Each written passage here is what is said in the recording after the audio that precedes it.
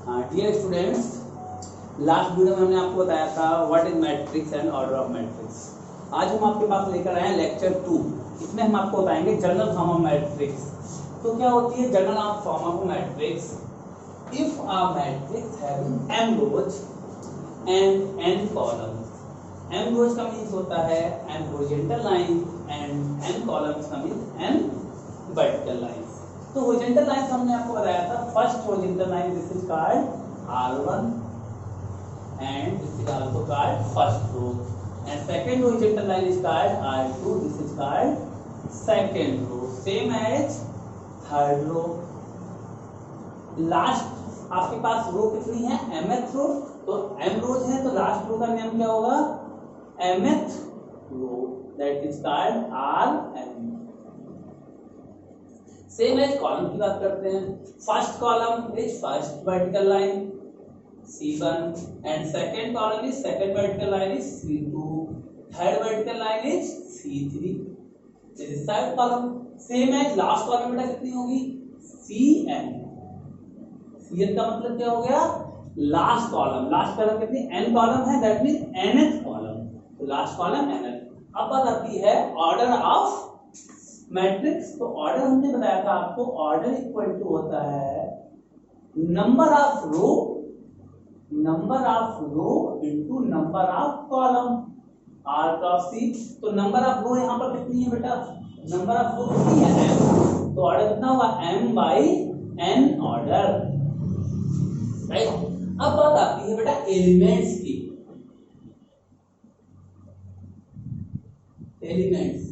Elements क्या होते हैं बेटा? एलिमेंट्स जो होते हैं ऑलवेज एलिमेंट स्मॉल लेटर्स में यूज किए जाते हैं। जैसे फर्स्ट एलिमेंट है, ये कहता है A11 line first row and first column, and A12 line in first row second column, A13 line first row and third column, and इसी तरह से A1 का मींस फर्स्ट रो और nth कॉलम। इसी तरह से बेटा सभी एलिमेंट्स को एग्जामिन कर सकते हैं, लेट कर सकते हैं। तो हमारे पास एलिमेंट्स बात करते हैं फर्स्ट रो। तो लिखेंगे R1 का मींस क्या हो गया? First row. तो फर्स्ट रो में कितने एलिमेंट्स होंगे? फर्स्ट R1 हैविंग कितने एलिमेंट्स है R1 में?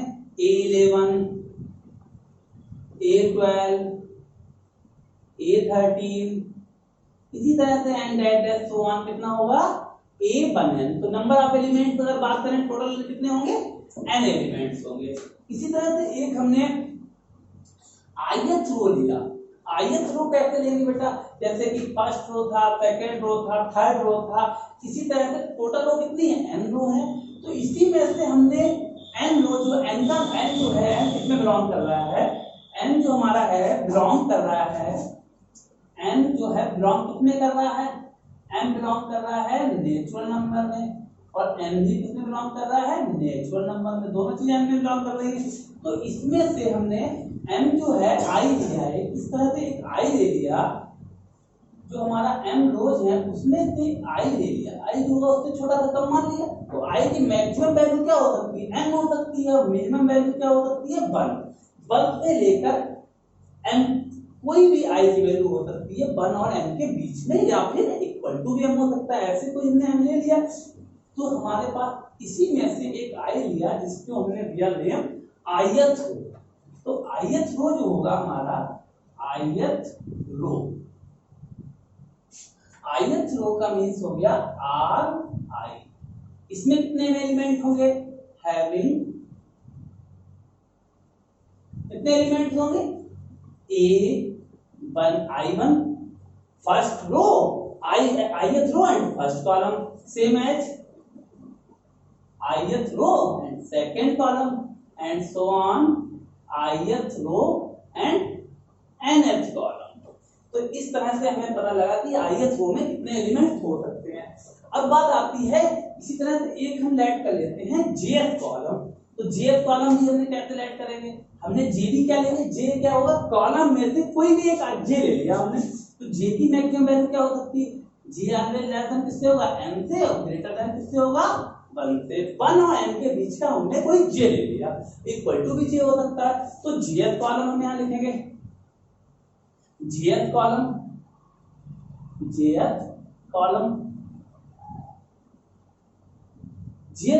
बेटा हैविंग these elements 1j का मतलब first row and jth column, a 2j second row, jth column third row, jth column. तो jth column having a1j a j2 2j and a3j and that dash a last कितना होगा mj का means mth row and jth column. इस तरह से बेटा हमारी general form complete बन जाती है। इसमें एक होता है जैसे aij एलिमेंट कैसे निकालते हैं। aij एलिमेंट क्या एग्जिस्ट करेगा, aij का मतलब है ये i क्या रिप्रेजेंट करता है, रो को, तो j रिप्रेजेंट करेगा कॉलम को। तो ij एलिमेंट का मीन्स क्या होगा, ij element lying in the ith row and jth column. तो इस तरह से हमने पूरा जनरल फॉर्म को रिप्रेजेंट किया। जैसे कोई भी एलिमेंट हमने बात किया, A15 हमने आपसे बात किया, A15 क्या होगा बताइए। A15 एलिमेंट क्या होगा, A15 lies first row and fifth column, A15 lies first row and fifth column. अब बताइए A19 का मीन्स क्या होगा, A19 का means first row and ninth column. तो इस तरह से हमने जनरल फॉर्म को रिप्रेजेंट किया हुआ है, आप लोग नोट कर लीजिए बेटा।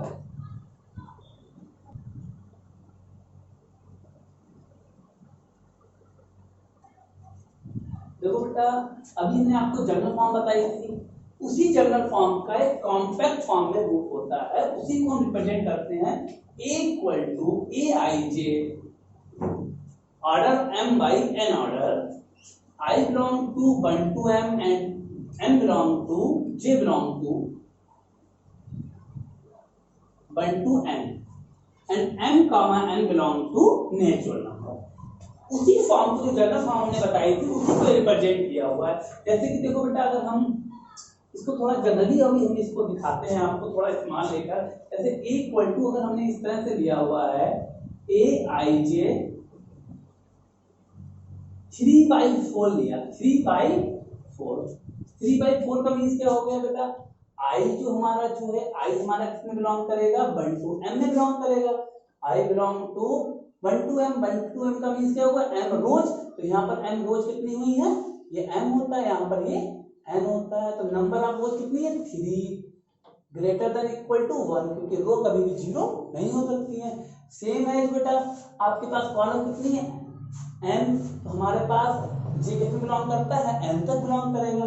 तो j आपका जाएगा less than equal to 4 and greater than equal to 1। और हमारे i m और j या 3 और 4 कितने नेचुरल नंबर में तो है बिलोंग। तो ये जो हमारी फॉर्म है जनरल फॉर्म ही है, compact form a equal to aij n cross n। तो इसी तरह से हमने ये लिख लिया हुआ। अब इसको किस तरह से ब्रेक करते हैं, तो aij 3/4 मैट्रिक्स है, तो इससे हम aij 3/4 मैट्रिक्स को ब्रेक करेंगे तो number of row number of column found करेंगे। तो नंबर ऑफ रो कितनी है, 3। तो 3 रो का मतलब हो गया r1 and second r2 and third r3। तो ये तो नंबर ऑफ 3 रोज हो गई हमारे पास। अब बात कॉलम की आती है, कॉलम कितनी होंगी हमारे पास, 4 कॉलम। तो c1 c2 c3 और c4 4 कॉलम हो गई। अब फर्स्ट रो का एलिमेंट्स क्या होते हैं, एलिमेंट्स रो में पहले क्या होता है, a11, फिर क्या होता है a12, फिर a13 और a14, ऐसे सो ऑन चलते रहते हैं। पर हमारे पास 4 कॉलम तक लेना है तो हमने सिर्फ 14 लेंगे। नेक्स्ट में r2 में क्या होगा, पहला एलिमेंट a21, अगला क्या होगा a22, अगला क्या होगा a23, ऐसे a24, सो ऑन। r3 में क्या होगा a31, a32, A33 A34, right. तो इस तरह से हम जो जनरल फॉर्म होती है उसको इस फॉर्म में भी रिप्रेजेंट कर लेते हैं। अब हम एक एग्जांपल लेते हैं। ए आई जे अगर लेट कर लिया, यहीं पर एक वैल्यू है, गिवन हमारे पास एग्जांपल है, गिवन है A I J equal to I plus J upon 2। इस तरह से हमें गिवन है आई जे, ठीक है। हमसे पूछा है एंड फाइंड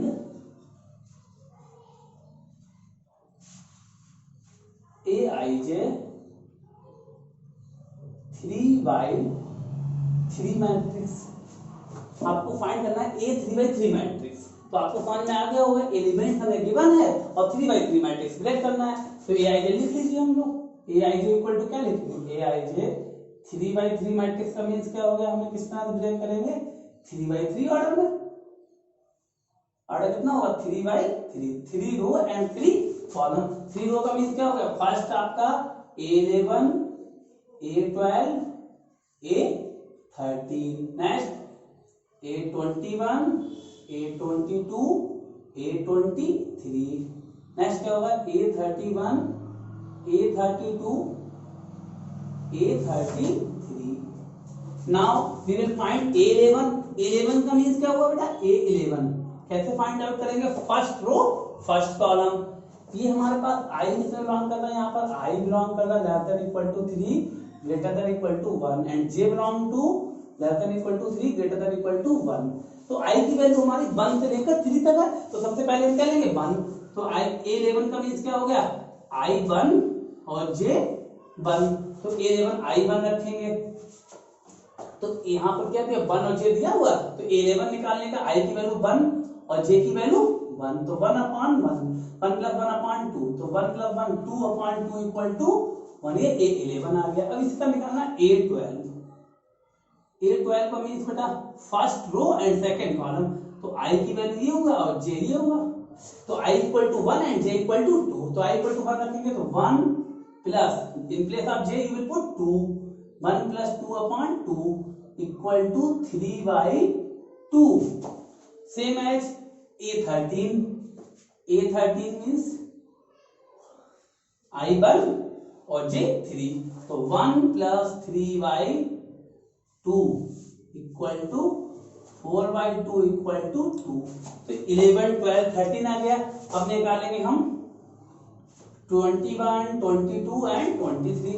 तो A21 इक्वल टू I2 और J1। तो I2 2 plus 1/2 equal to 3। Now A22 equal to I2 J2। तो 2 plus 2/2 equal to 4/2 equal to 2। Same as A23 equal to 2I and J3। तो 2 plus 3/2 equal to 5। Same as A23 right. A31 equal to A3 and I3 and J1। तो I3 3 plus 1/2 4/2 equal to 2। Same as A32 I3 and J2। तो I3 plus J2/2 equal to 5/2। Same as A33 I3 and J3। तो 3 plus 3/2 equal to 6/2 equal to 3, right. तो we get the matrix, we get A3/3 matrix Aij capital A equal to small Aij 3/3 matrix equal to हमारा कितना आया है। First देखिए A11 equal to 1, A12 equal to 3/2, A13 equal to 2, A21 equal to 3/2, A22 equal to 2, A23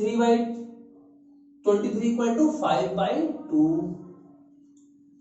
A31 equal to 2,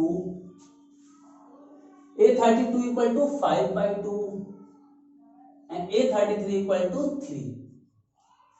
ये हमारे बेटा journal form के according हमने एक मैट्रिक्स को निकालना प्रोसेस समझ लिया, किस तरह से हमें दिया होता है ऑर्डर और हमें मैट्रिक्स फाइंड करनी होती है।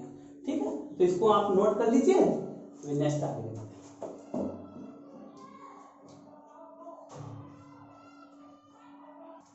हाँ, नोट कर लिया बेटा। अब हम लेक्चर 2 ये कंप्लीट हो गया आपका। आज लेक्चर 3 हम नेक्स्ट वीडियो में लेके आएंगे आपके लिए। टाइप ऑफ मैट्रिक्स क्या होता है ये बताएंगे आपको, मैट्रिक्स की यूजेस कैसे करते हैं, ये सब चीजें हम बताएंगे। आप इसको तब तक स्टडी करिएगा। ओके।